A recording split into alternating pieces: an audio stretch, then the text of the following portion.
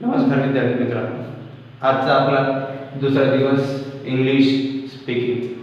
आज आपण सम polite phrase म्हणजे इंग्रजीमध्ये शिष्टाचार कसा असतो ते पाहणार आहोत. यामध्ये लक्षात घ्या, ह्या ज्या सम पोलाइट फ्रेज म्हणजे इंग्रजीमध्ये आपल्याला शिष्टाचार शिकणे गरजेचे आहे.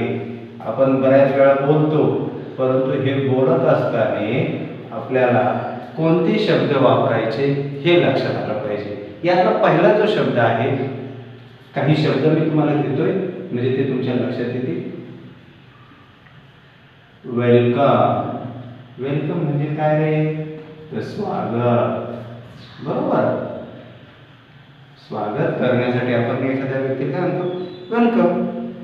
किंवा एखाद्याकडून आपल्याला मदत घ्यायची आहे तर आपण तिथे शब्द काय वापरतो? प्लीज. प्लीज म्हणजेच कृपया. त्यानंतर आपण काय म्हणतो? No mention. एखाद्याने आपल्याला काही जर थँक्यू म्हटलं तर थँक्यू म्हटल्यानंतर हे थँक्यू हा सुद्धा काय शिष्टाचाराचा शब्द आहे. मग थँक्यू म्हटलं तर मग आपल्याला थँक्यू म्हणण्याऐवजी आपण समोरचा थँक्यू म्हणतो, आपण काय म्हणतो? No mention. याची काही गरज नाही, हरकत नाही.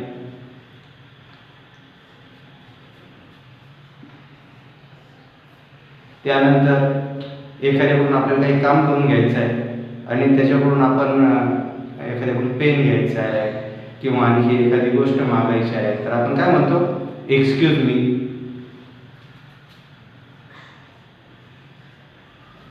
Excuse me. कृपया. आपल्याकडून एखाद्याकडे चूक झाली आणि चूक झाल्यानंतर आपल्याला त्याच्याकडून त्याची माफी मागणं गरजेचं आहे. हे सुद्धा एक काय आहे? शिष्टाचाराचे शब्द आहे. हे काय आहे? ह्या पोलाइट फ्रेज आहे. ह्या फ्रेज आपल्याला सगळ्यात महत्त्वाचं समजलं पाहिजे. म्हणजेच आपण एखादा शब्द वापरतो, सॉरी, माफ करा. बरोबर की नाही? आपण सहज वापरतो शब्द. मग आता हा आपल्याला शब्द वापरायचा कळलं पाहिजे. त्यानंतर एखाद्याकडून आपल्याला रिक्वेस्टफुली घ्यायचं आहे. एखाद्याकडून काय करायचं आहे? एखादी वस्तू घ्यायची आहे आणि ती पण प्रेमाने घ्यायची आहे तर त्यासाठी कोणता आपण शब्द वापरतो? पोलाइट. काइंडली. कोणता शब्द वापरतो? काइंडली. दयाळूपणे. येते लक्षात तुमच्या? त्यानंतर ह्या जे शब्द आहेत हे असे जे शब्द आहेत हे आपल्या दैनंदिन जीवनामध्ये आपण वापरतो, बरोबर. परंतु हे दैनंदिन जीवनात वापरताना आपण त्या शब्दांना वाक्यामध्ये कसे कन्वर्ट करतो? Convert in sentence the polite phrase. मग हे पोलाइट फ्रेज आपल्याला सेंटेन्स मध्ये कशी कन्वर्ट करायची त्याकरता आपण काही वाक्य पाहणार आहोत. आता ही वाक्य कशी बघणार आहोत? जे तुम्ही सहजासहजी दैनंदिन जीवनामध्ये डे टू डे लाईफमध्ये यूज करू शकता. आपल्याला बऱ्याच वेळा मनामध्ये जी संभ्रम अवस्था आहे, मी इंग्रजी कसं बोलू आणि ते मला बोलता येईल का, यासाठी आपल्याला ह्या गोष्टी शिकणं गरजेचं आहे. मग आता हे वेलकम, स्वागत करणे, प्लीज, कृपया, नो मेन्शन, हरकत नाही, एक्सक्यूज मी, कृपया, सॉरी, माफ करा, काइंडली, दयाळूपणे, ह्या गोष्टी आपण जेव्हा जेव्हा डे टू डे लाईफमध्ये समोरच्या व्यक्तीशी इंग्रजीमध्ये बोलण्याचा प्रयत्न करू त्याच वेळी आपल्याला यांचा वापर करायचा. मग आता वापर करत असताना जर एखाद्या व्यक्तीकडून काय करायचं? तुम्हाला पेन घ्यायचा आहे. मग आता पेन घ्यायचा आहे, मग तुम्हाला कसं तिथे काय वापरावं लागेल? काइंडनेस पण पाहिजे. तुम्हाला काय पाहिजे? काइंडनेस असलं पाहिजे. आता हे काइंडनेस जे आहे, मग इथे काय आहे लक्षात घ्या की आता हा जो काइंडनेस शब्द आहे, हा काइंडनेस आपल्याला जर यूज करायचा तर तिथं काय करावं लागेल? तुमचं पोलाइट सेंटेन्स असलं पाहिजे. फॉर एक्झाम्पल काय वापरू शकता वाक्य? गिव्ह घेता का? Me pen. Give me your pen. तुझा पेन देतोस का? Give me your pen.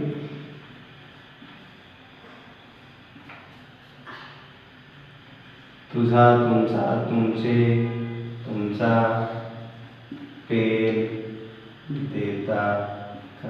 किती सिंपल आहे. आपण सिंपल मध्ये लगेच सहज इंग्रजी बोलतो की नाही, हे आपण फक्त लक्षात आलं पाहिजे. आणखी एखादं वाक्य घेऊया. तुम्हाला पाणी प्यायचं आहे. तुम्ही एखाद्या ठिकाणी गेला, उन्हामध्ये दमून आलात आणि एखाद्या पाहुण्याकडे गेला. मग तुम्ही काय म्हणणार? ते पाहुणे तर पाणी देतातच, परंतु एखाद्या पाहुण्यांनी देण्याचं विसरलं. मग काय म्हणणार? Give me a glass of water.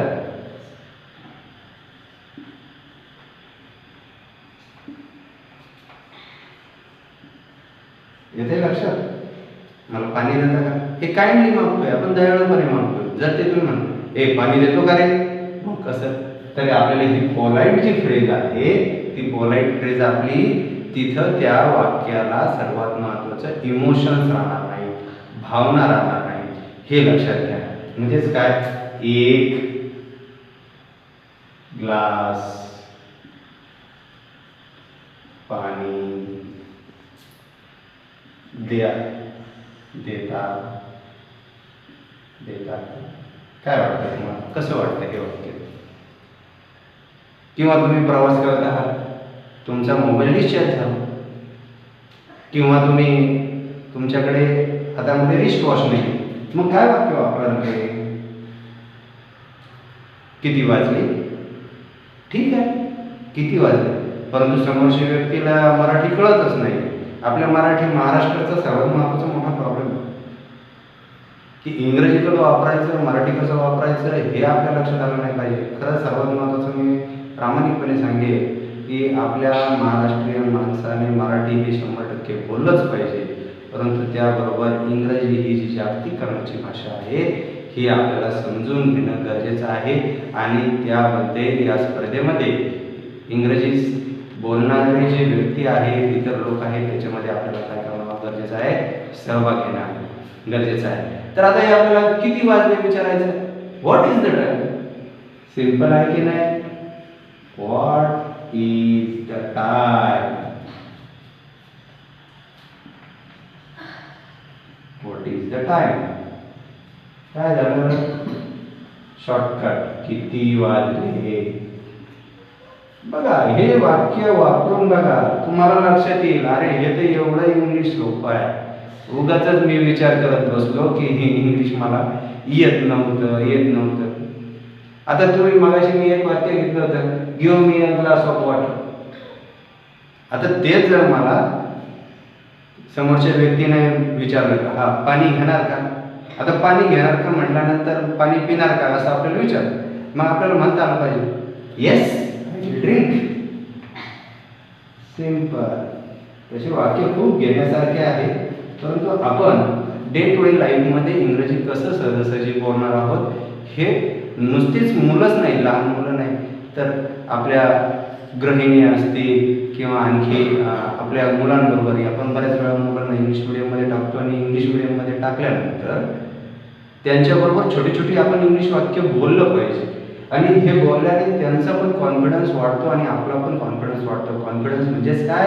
आत्मविश्वास वाढतो. आणि प्रत्येकाचा आत्मविश्वास वाढलाच पाहिजे या उद्देशानं मी हे आपलं गॅलेक्सी क्लासेस चॅनल चालू केलेलं आहे. यामधून घरातले प्रत्येक व्यक्तीला कमीत कमी समाजामध्ये वावरताना इंग्लिश बोलता आलंच पाहिजे, हा माझा सर्वात महत्त्वाचा उद्देश असल्यामुळेच मी हे आपलं English speaking course Galaxy classes मार्फत फ्री ऑफ सुरू केलेला आहे.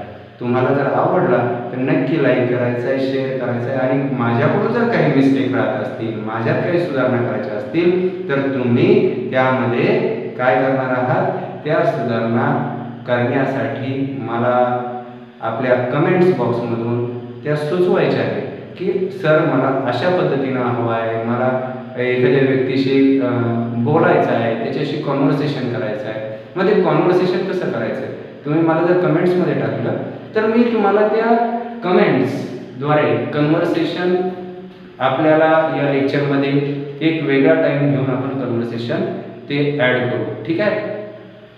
Yes I will drink. Yes I will drink. तुम्हाला पाणी प्यायचं आहे का? हो मला पाणी प्यायचं आहे. हो मी पी. हो पी.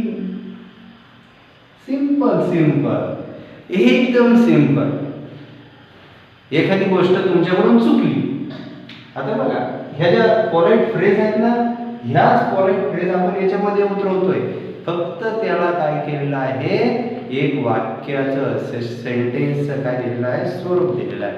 आता तुमच्याकडून एखादी चूक झाली, माझं चूक झाल्यानंतर आपण काय म्हणतो, मला माफ करा. Simple, I am very sorry. I am very, काय कर्सिव तुम्हाला लक्षात येणार नाही बऱ्याच जणांना, म्हणून मी सिंपल लँग्वेज मध्ये लिहितो. सिंपल लँग्वेज थोडीशी माझी आपली उबडधोबड आहे, समजून घ्यायचं, काही काळजी करायची नाही. परंतु ही सिंपल लँग्वेजच तुम्हाला पुढे नेणार आहे. I am very sorry. मला फार वाईट वाटलं, एखादी घटना ऐकली,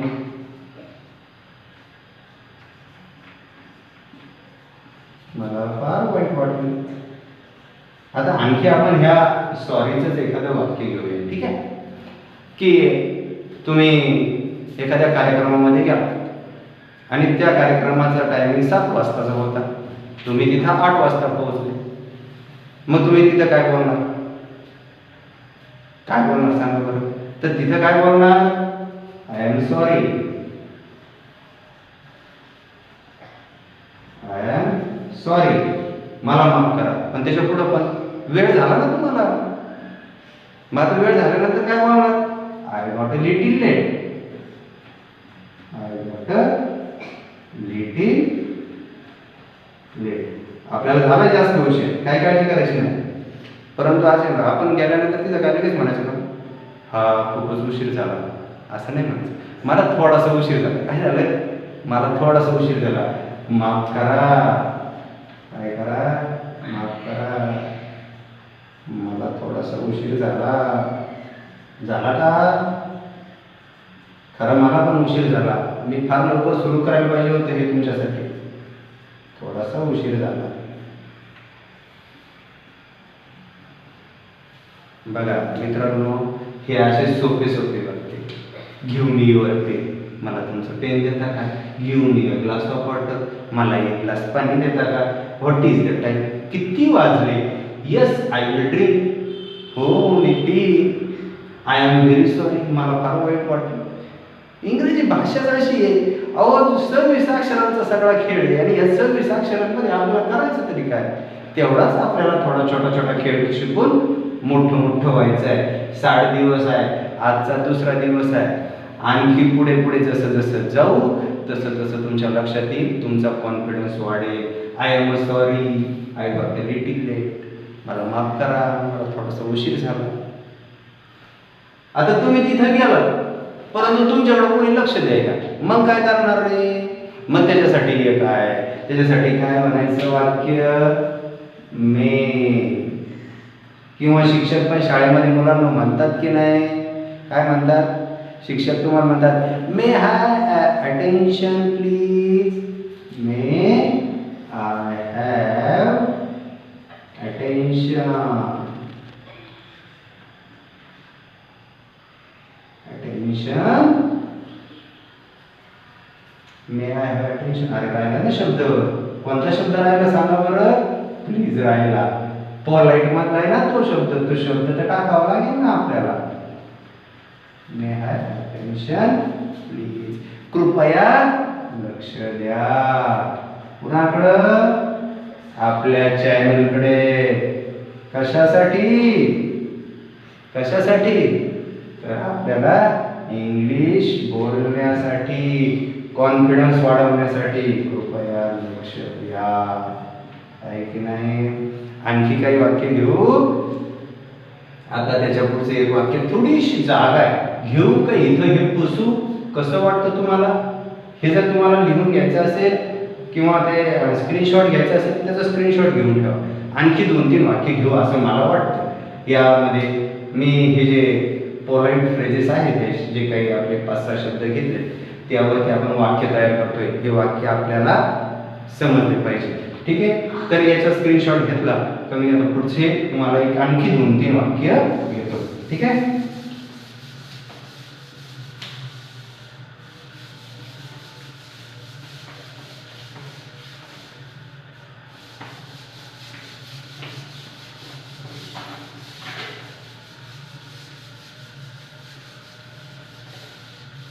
बरं. आता मला घ्यायचं आहे एखादं वाक्य. आता आपण बघू. आपल्याकडे मगाशी मी म्हटलं, बाळांनो, मित्रांनो, माझ्या गृहिणींनो, आपण घरी आल्यानंतर पाहुण्यांना म्हणतो पोटभर जेवा, हे घर आपलंच समजा. हे काय म्हणतो? हे घर आपलंच समजा. तुम्ही कधी या, तुमचं काय वेलकम आहे. काय आहे? वेलकम आहे. आता वेलकम आहे म्हणजे काय? तुमचं स्वागत आहे. मग स्वागत आहे म्हटल्यानंतर आपण म्हणतो इट्स ऑल युअर्स. काय म्हणतो? It's all yours. तुम्हाला सांगतो, हे जे देतोय ना मी वाक्य, हे तुम्ही जास्त नाही, फक्त पाठ करायचे. काय करायचं? पाठ करायचे. आणि हे आपल्या रुटीन लाईफमध्ये वापरायचेच आहे. इट्स ऑल युअर्स, हे सर्व आपलं समजा.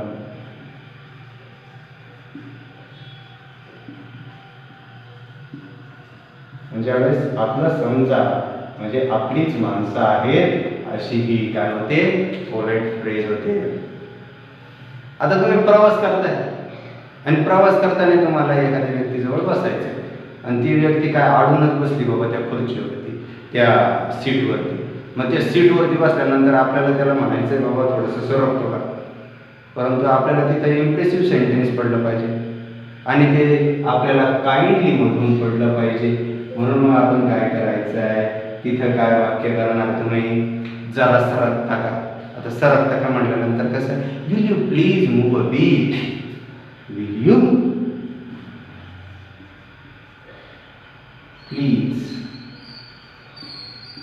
Will you please move a bit. Move a bit. Simple आहे का? साधे साधे शब्द आहे हो. आपल्याला हे सगळे शब्द येतात. काय म्हणायचं त्याला? जरा सरकता का.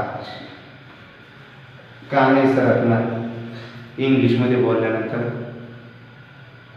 हां, एखाद्या ठिकाणी आपल्याला भाषण द्यायचं आहे, एखाद्या 4 ठिकाणी कार्यक्रमामध्ये बोलायचं आहे आणि तुम्ही म्हटला की मला काय परवानगी असेल तरच मी बोलणार आहे. आता परवानगी असेल तर बोलणार आहे म्हटल्यानंतर मग आपण तिथं पण आपल्याला ही पोलाइट फ्रेज यूज करता येते. कशी फ्रेज करणार आहे? तर ती फ्रेज करणार आहे, allow me to say, allow me to say. आता अलाउ मी टू से, परवानगी असेल तरच बोलतो बाबा, नाही तर मी बोलत नाही. तुमची परवानगी आहे की नाही मला तुमच्या लाईफमधून कळालं पाहिजे, तुमच्या सबस्क्राईबमधून कळालंच पाहिजे. परवानगी असेल तर बोलतो, तरच हे चॅनल ऑनलाईन पुढे चालवतो. आता तुम्ही लक्षात घ्या, अशा ज्या काही या पोलाइट फ्रेजेस आहेत आपल्या इंग्लिश स्पीकिंगमध्ये, त्या आपण बघितल्या. Welcome, please, no mention, excuse me, sorry, kindly. त्याच्यावरती आपण 10-1 वाक्य, 10-12 वाक्य घेतले. आता हे जे वाक्य आहे हे